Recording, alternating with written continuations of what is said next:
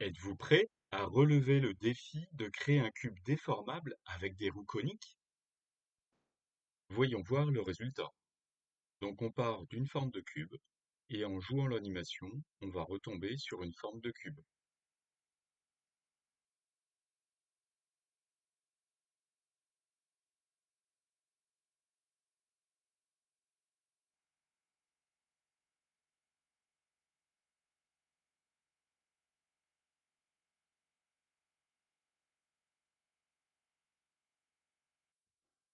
Avec cette vidéo, on va aborder les engrenages à axes concourants, en particulier les roues coniques à denture droite.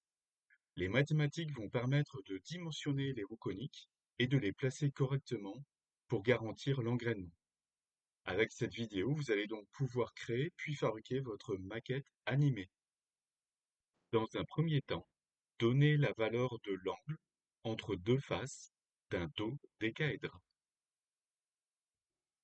À partir de l'angle trouvé à la question 1, en déduire l'angle repéré sur cette vue en coupe entre deux axes de rotation des roues coniques. On choisit une roue conique de 25 dents et une seconde de 20 dents. Reproduire cette figure et indiquer dessus à la fois l'angle primitif de la roue conique 1, que l'on notera Δ1, mais aussi l'angle primitif de la roue conique 2, que l'on notera Δ2. Calculez les valeurs des angles primitifs Δ1 et Δ2 à partir de ces relations. Reportez sur votre schéma les cotes RE, L, E, H et Δ1 et donnez la relation pour calculer RE. Ensuite, donnez la relation et calculez le diamètre primitif de la roue 1. Donc, on notera ce diamètre D1 et on l'exprimera en fonction de RE et Δ1. Ensuite, donnez la relation et calculez le module. On notera petit m le module et on l'exprimera en fonction de D1 et Z1. Ensuite, donnez et calculez la relation pour obtenir D2, le diamètre primitif de la roue 2, en fonction de RE et Δ2. À ce stade, une valeur d'un module normalisé peut être choisie, mais avec la fabrication additive, on peut fabriquer facilement une roue dentée avec une valeur de module bien particulière. Pour garantir un assemblage correct, on assemblera chaque roue conique en liaison pivot par rapport au dodécaèdre.